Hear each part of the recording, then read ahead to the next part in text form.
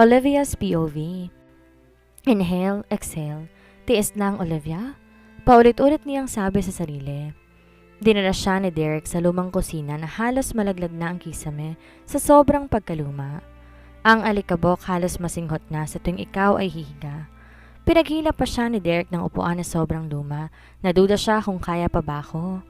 Nakaramdam lalo siya ng gutom na makita ang mga pagkain sa hapag. Ang anak ko, Derek, nasaan? Hindi niya magawang kumain hanggat hindi pa nakikita si Zoran. Kaya kaya niyang tiisin ang gutom niya. Damn, Olivia, hindi ba't ang sabi ko sa'yo maging masunurin ka? Kung gusto mong makita si Zoran, itiko ang bibig mo, naiintindihan mo? Napapalunok na tumango siya. Ngayon kumain ka na. May pupuntahan pa tayo kaya bilisan mo. Agad na kumain siya at hindi na nagsalita pa. Baka magalit pa ito sa kanya na maging dahilan ng hindi nila pagkikita ni Zoran. Pagkatapos kumain, sumakay sila ng kulay puting sasakyan. Madali lang ang naging biyahe nila dahil maya-maya'y huminto ng sasakyan sa isang 2-story house na hindi kalakihan. Pinagbuksan sila ng gate ng 2 guard na nakabantay dito, saka nagtuloy sa pagpasok. Sinalubong sila na may 2 edad na mag-asawa at kahit kinamayan silang 2. Siya na ba mapapangasawa mo? Tanong na matandang lalaki. Napahinto si Olivia sa pagkakbang. Nang tumingin siya kay Derek, meron na itong nagbabantang tingin sa kanya. Ito nga ho, Mayor. Nakangiting sagot ni Derek at muling hinapit ang bewang niya na mahigpit na para bang binabantaan siya na makisabay na lamang sa agos. Ang ganda mo, Iha. Kaya pala tatlong si Derek na may kasal kayo ngayon? Nakangiting wika na matandang babae. Ikakasal ngayon? Kung ganoon ay ang Mayor magkakasal sa kanilang 2. Gusto niyang tumakbo palayo sa lugar na to pero paanong kanyang anak? Huwag kang mag-alala, Iha, dahil ang kasal na ito hindi tulad ng inaakala mo. Makahulog ang sambit ng matanda. Ganyan na ganyan din ako nung kinasal ako noon. Hindi niya gusto na matali kay Derek pero wala siyang magawa. Hindi niya pwedeng unahin ang sarili dalang buhay ni Zoran ang nakataya dito. Sa seremonya ng kasal nila ni Derek, panay ang iyak niya na inakala na mag-asawa na dahil sa sobrang saya. Hindi siya tumugon sa hagka ni Derek at pumikit na lamang habang umiiyak. Ang kasal na matagal natin gustong matuloy ngayon ay natupad na. Lulan ng puting sasakyan, muli siyang bumiyahe ni Derek pagkatapos nilang ikasal. Tulala siya habang nakatingin sa labas ng sasakyan at tahimik na umiiyak. Tumahimik ka nga. Malakas na singhal nito at tila nabibingi sa pag-iyak niya. Inawakan nitong isang kamay niya. Tanggapin mo na lang, love. Kasal ka na sa akin at wala na magagawa ang pag-iyak mo. Masama siyang tumingin dito. Kasi nga, kasal na ako at sa walang hiyang katulad mo. Pero hanggang ngayon hindi mo pa rin pinapakilala sa akin ang anak ko. Muling binalik nito ang tingin sa daan. Maghintay ka lang, Olivia. Makikita mo rin ang bata. Inabot na 5 oras ang biyahe nila kaya inihinto nito ang sasakyan sa isang fast food chain para mag-drive-thru na lang. Di niya pinansin ang pagkain inabot nito sa kanya, kaya muli na naman tong nainis sa kanya. Sa pilitan na inilagay nito ang pagkain sa kanyang kamay. Kumain ka, love, hindi ko gustong magutom ka. Alam ko na dapat nasa isang hotel tayo o magarang restaurant ngayon para sa reception ng kasal natin. Pero kasalanan mo kaya't ganito ang kilalabasan, di ba? Palagi na lang sinasabi nito na kasalanan niya. Di ko naman sinabi dito na pakasalan siya. Napaigtad si Olivia nang hawakan itong balikat niya at marahang haplusin. Huwag kang mag-alala. Babawi ako sa iyo oras na makaalis tayo. Aniya bago pinasibad muli ang sasakyan. Aalis? Tumango si Derek. Oo, aalis tayong 3 ni Zoran papunta ng Canada. Doon na tayong 3 mananatili. Hindi kami sasama ng anak ko. Tumahimik ka, Olivia. Hindi ko hinihingi ang opinyon mo.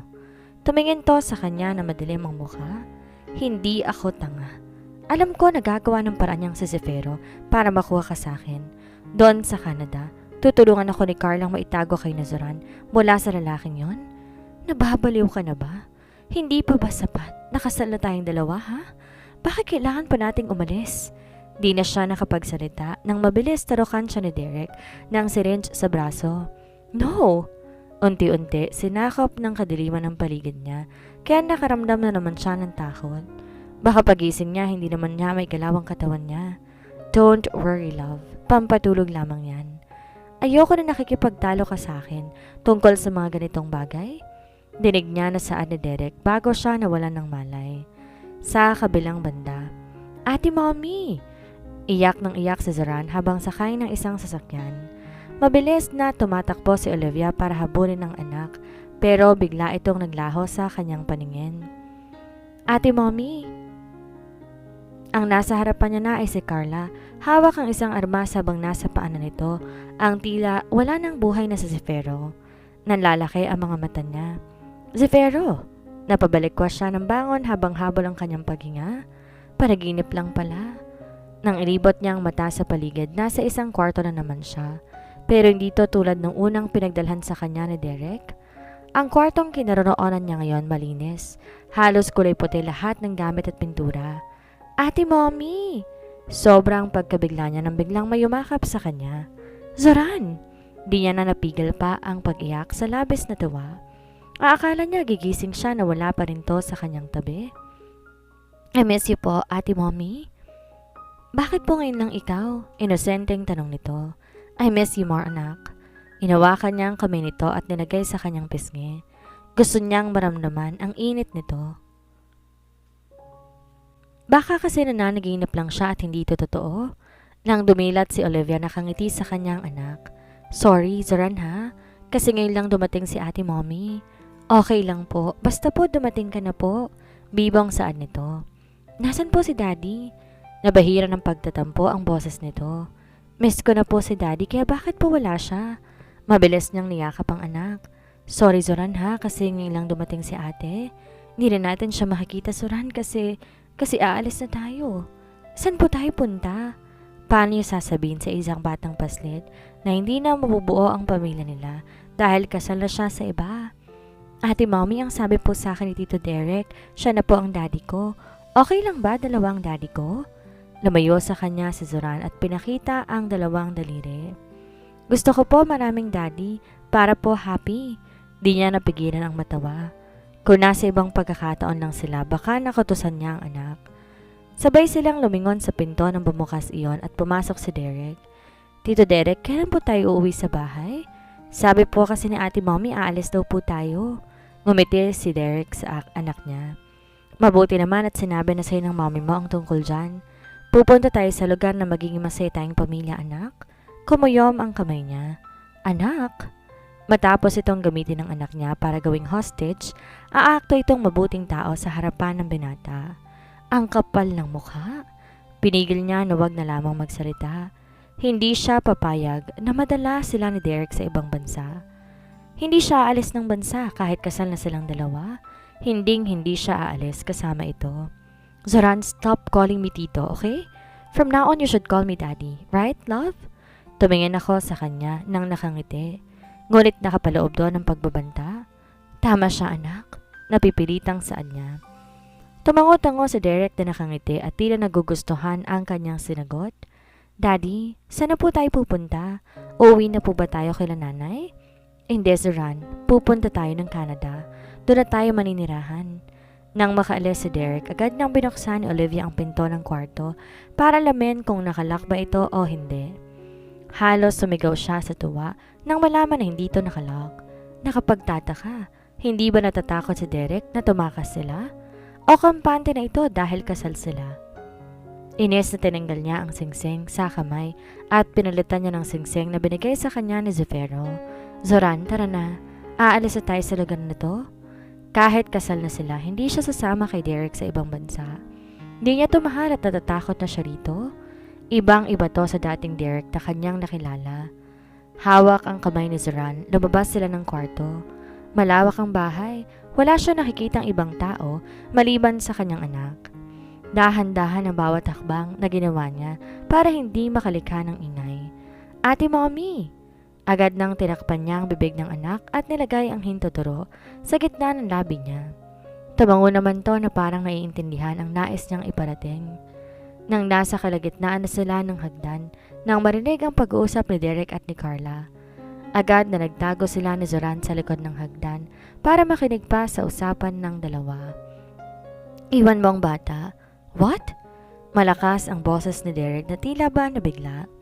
"Wala sa usapan natin yan, Carla." Naparanok siya na marinig ang sinabi ni Carla. Kung ganon, tama nga siya. Itong babaeng tong naiwan sa anak niya? You heard me, right? Iwan mo si Zoran at magpakasaya kayo ni Olivia sa ibang bansa. Hindi ba't yun naman ang gusto mo? Ginawa ko ng party ko at makakasama mo ng babaeng kinababaliwan mo. Ngayon, gawin mo naman ang gusto ko. Iwan mo si Zoran at umalis na kayo ni Olivia mamaya. I already bought 2 tickets for the 2 of you. Umigting ang panga ni Derek. We have a deal, Carla. Ang usapan natin, paglayon lamang sila, which I agreed because I want Olivia for myself. Pero wala sa usapan na iiwan ko si Zoran sa'yo. He's very important to my wife. Exactly my point. Putol ni Carla kay Derek. Nanlalaki ang mata ni Olivia sa pinagtataguan na makita na naglabas ng armas si Carla at tinutok yon kay Derek. Agad na tinakpan niya ang tenga ng anak. That child is very important to Olivia and Zefiro. Sa tingin mo, bakit ko ginagawa ang lahat ng to? Napanunok si Derek nang ikasa ni Carla ang armas. I did this because I want them to suffer. At ang batang yun ang magiging dahilan ng pagdurusa nilang dalawa. Kapag pumanaw ang batang yun, magsisisihan sila habang nabubuhay sila at magdudusa dahil nawala sa kanila ang pinaka-importanting tao sa buhay nilang pareho. Nanginig ang katawan na umatras si Olivia. Kailangan nilang tumakas. Hindi sila maaaring magtagal sa lugar na ito. Tsaka pwede ba? Huwag kang umarting asawa ka talaga ni Olivia sa harapan ko. Alam naman nating pareho na peke ang kasal ninyo. Dagdag pa ni Carla sa lalaki. Di niya magawang matuwa sa huling narinig. Ang nasa isip niya lamang ngayon ay kung paano sila makakatakas ng anak sa lugar na ito. Shut up! Nagangalit ang ngipin na angel ni Derek. Tumingin to sa itaas ng hagdan ng pinanggalingan nila ni Zoran. Tila takot to na marinig niya ang katotohanan pero huli na dahil alam na niya. Huwag mo kong kakalabanin, Derek. Dahil hindi ako magdadalawang isip na pasnangin ka. Magpasalamat ka na lang dahil tinulungan kitang mapasayo si Olivia. Tsaka pasalamat ka pa nga dahil nagawa ko pang ipakita dyan sa peke mong asawang anak niya. Tinawag ni Carla ang ilang kalalakihan na kasama. Kunin niya ng bata sa itaas. Mas lalo niyang kinoble ang katawan nila ni Zoran sa likod ng hagdan na makitang umakyat ang mga lalaki. Walang nagawa si Derek kung hindi ang sumunod sa mga tauhan ni Carla. Pinahid niyang luha. Sa kahit nilang anak, hindi sila po pwedeng maabutan ng mga to. Ate Mommy, uuwi na po tayo? Bahinang tanong ni Zoran. Oo, nak. Maikli niyang tugon. Hinila niya ang binata. Papunta sa tingin niya ay sa main door. Pero kaagad nanlaki ang mga mata niya nang makita na nagkalat ng mga tauhan ni Carla sa labas. Tiyak na mahuhuli sila kung dadaan sila dito. Wala ka talagang silbi. Umalingaw ang boses ni Carla sa paligid. Sinisisi si Derek. Hanapin ninyo ang dalawang mag-ina at dalhin sa akin? Parang sasabog ang puso niya sa sobrang takot. Hinilan ni Olivia ang anak para magtago sa ilalim ng mesa. Zoran, di ba? Magaling kang magtago? Mahina ang boses na tanong niya. Tumango lamang ito. Maglalaro tayo katulad ng nilalaro nyo nila Tito Omar. Kapag ginalingan mo magtago, bibilhan ka ni Ate Mommy ng maraming tsokolate. Nagsinungaling at nagsimulang mangilid ang luha niya. Ate Mommy? Shh! Tinakpan niya ang bibig ng bata. May rules tayo. Bawal ka magsalita o gumawa ng ingay. Naiintindihan mo ba? Muli, tumango si Zoran. Kailangan niya maging matapang ngayon para sa anak niya. Mamaya sasabihin ko sa iyo ang dapat mong gawin. Susunod ka sa lahat ng sasabihin ko, ha? Sunod-sunod ang pagtango ni Zoran. Halatang excited to sa inaakalang laro na gagawin nila. Inawakan niya ang maliit na kamay nito at paulit-ulit hinagkan. Gagawin niyang lahat kahit buhay niyang kapalit, mailigtas lamang si Zoran. Zefero's POV.